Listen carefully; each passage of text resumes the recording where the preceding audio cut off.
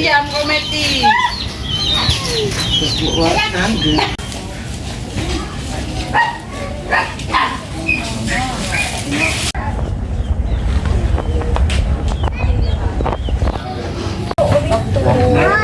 Kami ngisi-ngisi wae.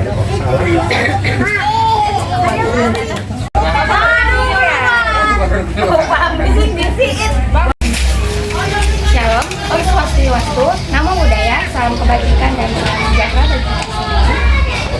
Puji dan syukur, marilah kita panjatkan atas kehadiran Tuhan Yang Maha Esa dalam kondisi masyarakat desa di Desa Sampali, Kecamatan Pati Sajuan, Kabupaten Serang, pada hari ini yaitu hari Kamis Mei.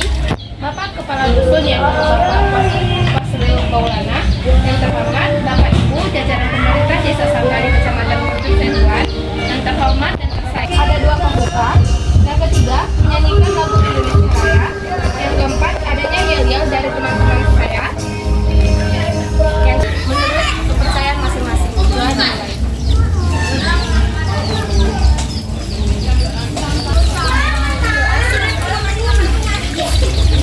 Indonesia Raya, Indonesia, 1, 2, 3, ya. Indonesia tanah airku, aku berdiri dari pandu ibuku. Indonesia kebangsaku, hiduplah tanahku, hiduplah negeriku, bangsaku, rakyatku, lawannya untuk Indonesia Raya. Indonesia Raya, negeriku yang ku cinta. Indonesia Raya, merdeka, merdeka, hiduplah. Masuk ke acara selanjutnya. Marilah kita mendengarkan dan menyambut kuliah penampilan yel-yel dari kelompok 2 atau dari panitia penyelenggara teman-teman kegiatan padamu negeri kami berjanji, padamu negeri kami berbakti, padamu negeri kami mengabdi, bagimu negeri jiwa raga kami. Suka gentar membela yang benar, maju sebentar hak kita diserang, maju serentak mengusir penyerang, maju serentak tentu kita menang, bergerak bergerak serentak serentak menerkam menerjang terjang, tak gentar menyerang menyerang, majulah majulah menang. Selamat sore kita semuanya Bapak Ibu. Terima kasih karena kita panjatkan puji dan syukur kita kepada Tuhan Yang Maha Esa atas berkat dan rahmatnya kita dapat berkumpul di desa ini, di dusun ini untuk melaksanakan sosialisasi pelatihan pemberdayaan masyarakat desa Sampali, Kecamatan Sajuan, Kabupaten Gili Serang. Kemudian saya hormati Kepala Dusun Pak Sri Maulana. Kemudian yang saya hormati Bapak Ibu jajaran pemerintahan Desa Sampali, dan saya hormati juga dan saya banggakan Universitas Negeri Medan mengajak dan memberikan pelatihan berupa sosialisasi kepada masyarakat, tepatnya masyarakat desa dusun 3 di Sampali ini. Di sini saya akan mulai bagi acara untuk memasuki acara inti kita, yaitu sosialisasi ataupun untuk menyampaikan materi kepada ibu dan bapak sekalian itu tentang pendidikan politik dan pendidikan sosial. Moderator atas kesempatannya. Di sini saya akan menjelaskan modul ini dan pemerintahan kepada masyarakat desa. Nah, jadi pendidikan politik kepada masyarakat desa itu adalah sebuah konsep di mana mengacu pada upaya kami untuk mensosialisasikan sebelum kita membangun suatu atau merancang sebuah kegiatan, kita harus menganalisis disebutlah analisis sosial.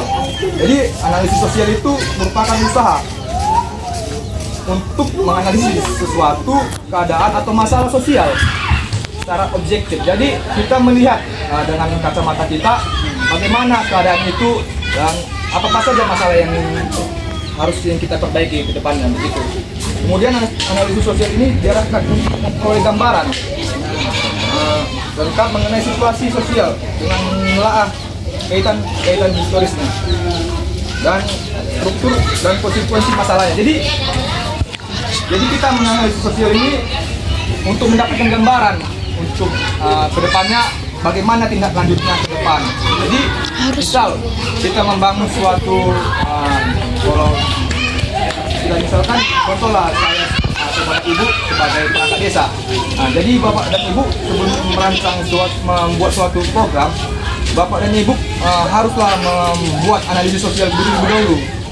Seperti misalnya membuat program kesehatan gratis atau kesehatan untuk masyarakat secara gratis gitu kan. Jadi apa saja yang dirancang gitu kan, itulah analisis sosial. Jadi untuk melihat ke depannya sebagaimana analisis sosial ini berguna nanti ke depannya begitu. Jadi analisis sosial ini akan mempelajari struktur sosial. Jadi struktur sosial ini sangat penting begitu kan untuk membangun suatu pembangunan desa yang berkelanjutan. Itulah gunanya analisis sosial untuk melihat gambaran secara objektif kita tentang masalah-masalah yang ada di sekitar desa. Kemudian ada ruang lingkup analisis sosial. Jadi secara umum itu objek sosial itu atau ruang lingkup itu ada terbagi tiga. Pertama itu masalah-masalah sosial seperti kemiskinan, pengangguran dan kriminalitas. Jadi itulah yang analisis sosial, itulah skup dari atau ruang lingkup dari analisis sosial. Jadi itulah masalah-masalah sosial yang ada. Kemudian sistem sosial. Di dalam analisis sosial ada juga sistem sosial, di mana seperti tradisi, usaha kecil atau menengah, sistem pemerintahan dan sistem pertanian. Jadi itu termasuk dalam analisis sosial. Kemudian ada lembaga-lembaga sosial seperti sekolah, layanan rumah sakit, lembaga desa, seperti BPD gitu kan. Situlah melakukan suatu analisis sosial di dalamnya.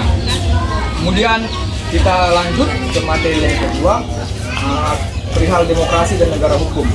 Jadi demokrasi adalah bentuk pemerintahan di mana disebut memberikan atau disebut demokrasi di mana ada suatu perkumpulan, di mana ada suatu kesepakatan bersama begitu kan untuk memilih atau memutuskan sesuatu. Ciri-ciri demokrasi itu ada beberapa. Yang pertama memiliki perwakilan rakyat, itulah itu pemerintah pusat. Nah, kemudian ada menerapkan sesuai dengan konstitusi. Jadi demokrasi ini penting, harus selaras dengan konstitusi yang ada di Indonesia. Kemudian terdapat sistem kebersamaan atau voting atau musyawarah mufakat begitu. Kemudian tadi kan sudah dijelaskan tentang demokrasi. Di sini ada hukum, negara hukum. Jadi Indonesia ini di dalam pasal Undang-Undang Dasar Negara Republik Indonesia tahun 1945 di pasal 1 ayat 3 dijelaskan Indonesia adalah negara hukum. Jadi Indonesia merupakan suatu negara hukum yang apabila ada suatu rakyat atau masyarakat yang melanggar hukum, itu akan diberikan sanksi hukum atau tidak tegas dari undang-undang yang kita taati bersama. sini ada ciri-ciri negara hukum. Yang pertama, adanya sistem ketatanegaraan yang sistematik. Jadi negara hukum ini seperti Indonesia ini menganut 3 lembaga. Nah, jadi ada 3 lembaga yang mengatur atau trias politika disebut.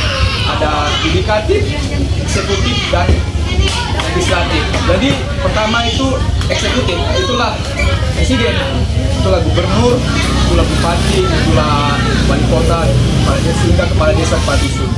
Kemudian ada yudikatif, itulah Mahkamah Konstitusi, itu adalah Mahkamah Agung dan Komisi Yudisial. Dan yang terakhir itu lembaga legislatif, itulah DPR, itulah DPD, itulah DPRD kabupaten, itulah DPRD provinsi, kabupaten, hingga kabupaten kota.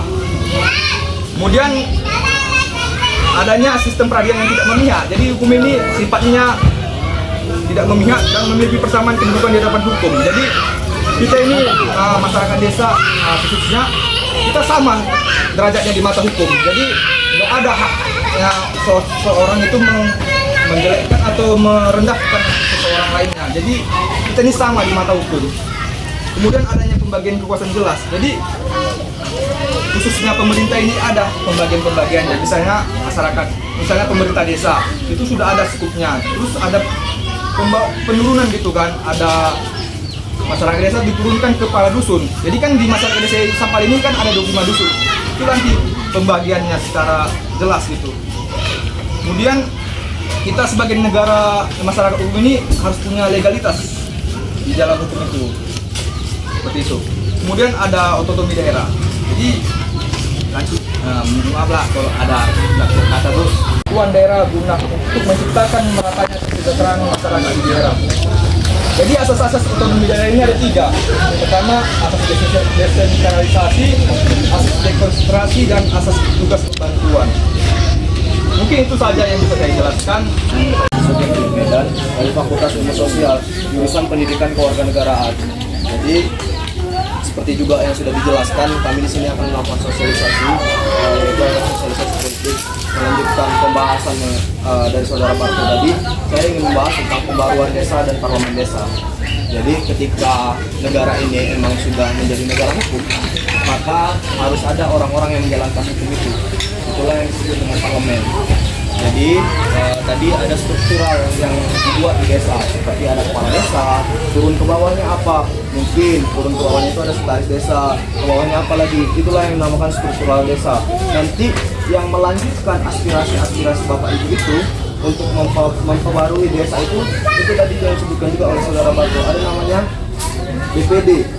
BPD ini seperti kalau di struktur negara dia seperti DPR nasional, DPR kalau di kabupaten kota DPRD. Jadi untuk di desa itu ada BPD. Jadi kalau emang cukup asing didengar ketika kita mendengar BPD, padahal BPD inilah organ yang sangat bisa mewakili aspirasi kita ke desa. Jadi sebenarnya BPD desa ini haruslah memiliki kedekatan lebih dari pemerintah desa yang lain, karena dia yang melanjutkan bidang masyarakat, melanjutkan suara masyarakat ke pemerintahan desa. Ini ditetapkan di peraturan pemerintah desa di Undang-Undang nomor 32 tahun 2004 pasal 2009 menyatakan bahwa DPD menetapkan peraturan desa bersama kepala desa. Jadi ada dasar hukumnya DPD ini gitu. Dan DPD ini bisa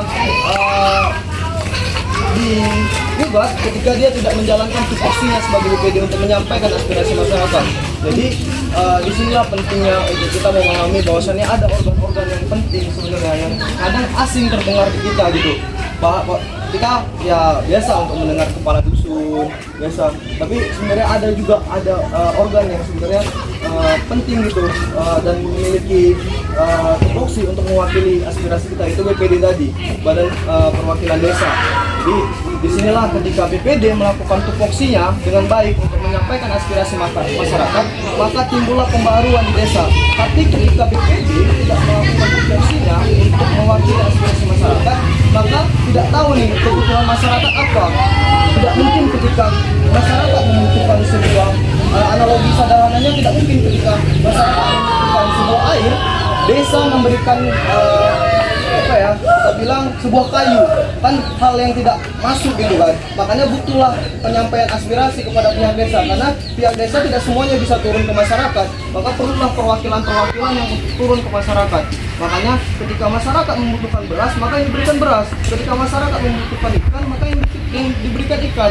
Ketika masyarakat membutuhkan pancing untuk memancing sendiri ikan itu, tidak berkebantungan lagi ketika itu berjangka panjang kepada masyarakat untuk bisa maju dengan masyarakat sendiri tidak membutuhkan desa lagi, berikan pancing desa memberikan pancing. Jadi ketika itu analogi sederhana ketika BPD melakukan tupoksinya, melakukan tugasnya dengan benar. Tapi ketika itu tidak dilakukan, maka pembaruan di desa tidak akan terlaksana gitu, karena tidak ada kesesuaian antara apa yang diinginkan oleh masyarakat dengan apa yang akan dibuat oleh pihak desa. Makanya hal-hal yang seperti ini, makanya semua kebijakan, semua yang akan kita dapat dari pemerintah itu berasal dari politik. Ketika kita membahas olahraga itu hasil politik gitu. Ketika kita membahas bansos itu hasil politik gitu. Ketika kita membahas apa lagi ya? Ketika kita membahas tentang hal-hal yang mungkin kita pikirkan itu bukan hasil politik, tapi itu sebenarnya hasil politik, karena semua itu ada negosiasi di dalamnya, ada pertimbangan di dalamnya, ada campur tangan oleh pemerintah di dalamnya. Ketika ada campur tangan dari pemerintah, maka dia produk politik. Bahkan hukum sendiri, hukum yang diterapkan ke kita, hukum pidana, hukum perdata, hukum yang menjerat orang membunuh, itu hasil politik. Karena disitulah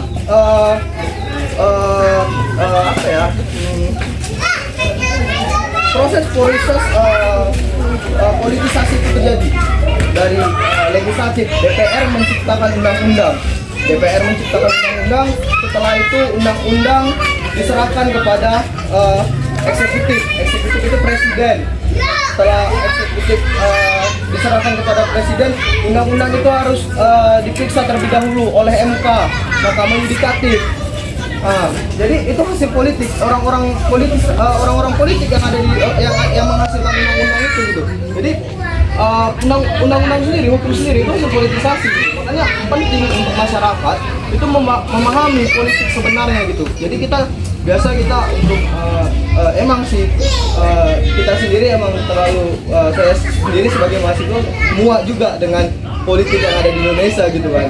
Kayak politik yang di Indonesia ya sama mementingkan yang atas, selalu kapitalis itu terjadi gitu kan, yang di atas yang dimenangkan gitu kan. Kalau kita tetap berpikiran seperti itu, maka yang di atas tetap akan merajalela gitu, karena tidak ada perlawanan dari masyarakat gitu. Tidak ada pemahaman bahwasanya ini tidak benar, dan itu seperti itu. Makanya penting ya, setidaknya kita tidak melakukan kita memiliki pemahaman, kita tidak melakukan hal yang seperti itu gitu. Mungkin itu sih untuk pembahasan tentang, singkat saja, dalam pembahasan tentang pembaruan desa dan parlemen desa.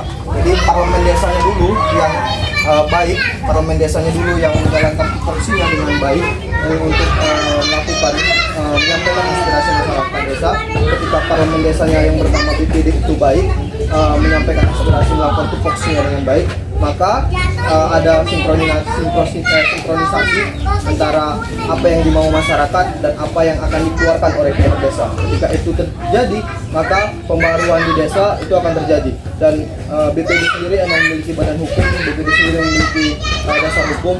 Jadi ibu-ibu bisa mempertanyakan kinerja mereka, karena kinerja mereka diatur oleh hukum gitu. Ada pasal-pasal yang mengatur itu. Mungkin sekian sih presentasi sosialisasi yang diberikan.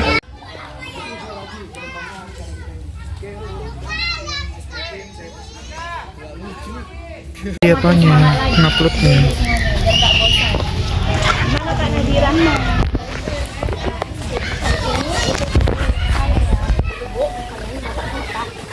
Kalau saya bilang selamat pagi, tepuk tangan sekali ya Ibu. Selamat pagi, tepuk tangan 2 kali. Selamat sore, tepuk tangan 3 kali. Kalau saya bilang selamat malam, jangan tepuk tangan ya Ibu. Pagi, siang, malam.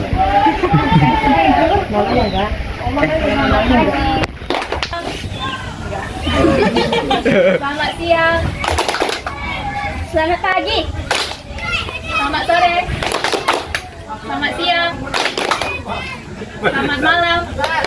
Yeay.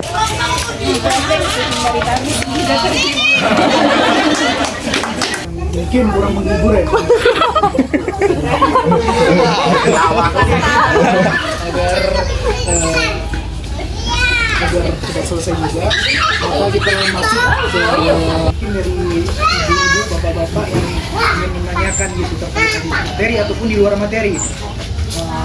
Ini masih di dalam ruang lingkup pendidikan politik. Jadi penugasannya itu emang harus turun ke masyarakat untuk melakukan pendidikan gitu kan.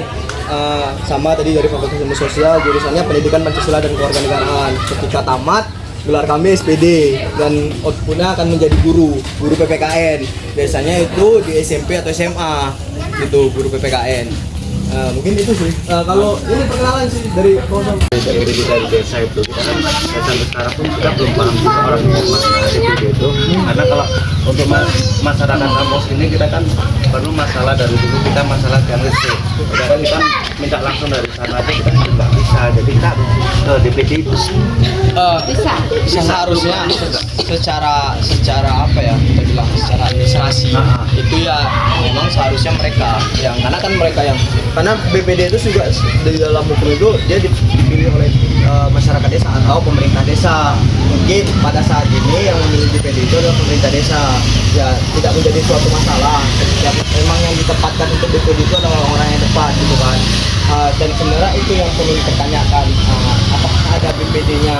Seharusnya ada, karena saya pun lihat di desa itu ada, di struktural desa itu ada BPD, dan seharusnya ada orangnya yang mengisi organ itu gitu kan, untuk mengisi organ itu. Dan seharusnya ya selain kepala dusun yang turun, yang memang sebagai pemerintah di dusun inilah gitu kita bilang kan, ya ada juga BPD itu. Karena kan kepala dusun itu sebenarnya sederajat sama eksekutif kan, eksekutor, dia yang mengeksekusi.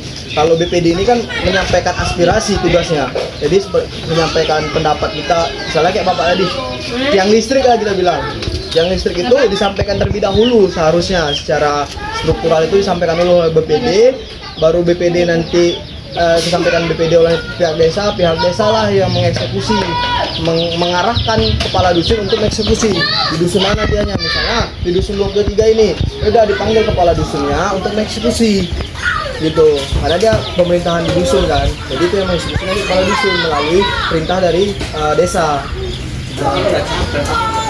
Bahwa itu propos kita. Itu dari tahun berapa ya? Dari tahun 83 kami di sini. Tiang listrik ini? Iya. Itu sana disokong-sokong dan bolak-balik kami masyarakat ini keliling tanda tangan itu apa tadi nggak pernah ada respon. Jadi kalau masalah ada di DPD, LDPD itu apa kami harus ke situ dulu baru sampai saat kepala desa pun udah ngajuin juga, ini udah langsung kepala desa. Ya sebenarnya kalau menurut struktural yang seharusnya BPD yang menyampaikan itu kan. Nah sebenarnya sama kayak DPRD gitu kan, DPRD gitu. Jadi mereka lah yang menyampaikan hal-hal yang seperti itu harusnya. Jadi eksekutornya itu kepala dusun mungkin gitu. Tapi kan terbalik gitu, kadang yang menerima aspirasi juga kepala dusun yang kita, karena kita cuma tahu kepala dusun gitu. Dan di mana-mana yang saya cek juga masyarakat itu cuma kenal sama kepala dusun, nggak tahu bagaimana siapa BPD-nya gitu. Karena tidak tahu ada BPD desa, Badan Perwakilan Desa gitu. Ya mungkin nanti Pak saya juga nanti buka komunikasi apakah BPD itu ada orang-orangnya juga. Nanti kan kembali lagi ke desa, mungkin nanti menanyakan hal itu. Soalnya berarti BPD itu tidak pernah diketahui oleh masyarakat kan. Ya nanti mungkin kami balik ke desa mempertanyakan hal itu kepada desa. Apakah organ BPD itu ada orang-orangnya yang mengisi? Kalau emang belum mengisi, kenapa BPD itu tidak diisi? Seharusnya itulah yang untuk menyampaikan aspirasi masyarakat kan. Ya mungkin itu nanti buka komunikasi ke desa, kenapa BPD itu tidak diketahui sama desa, sama masyarakat desa, apa masalahnya gitu. Ini tuh sih Pak untuk Ada lagi Bapak Ibu. Maka sebelum acara selesai, marilah kita terlebih dahulu melakukan doa yang akan dibawakan oleh Saudara Rama Rizky. Acara kita selesai, marilah marilah kita berdoa menurut agama dan Telah dimulai.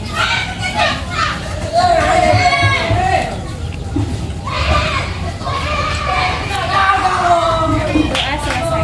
Ibu yang ada di sini sebagai sosialisasi yang telah hadir dan aktif berpartisipasi dalam acara ini. Semoga informasi dan materi yang telah disampaikan oleh teman-teman saya bermanfaat bagi kita semua dan dapat diimplementasikan dalam kehidupan sehari-hari.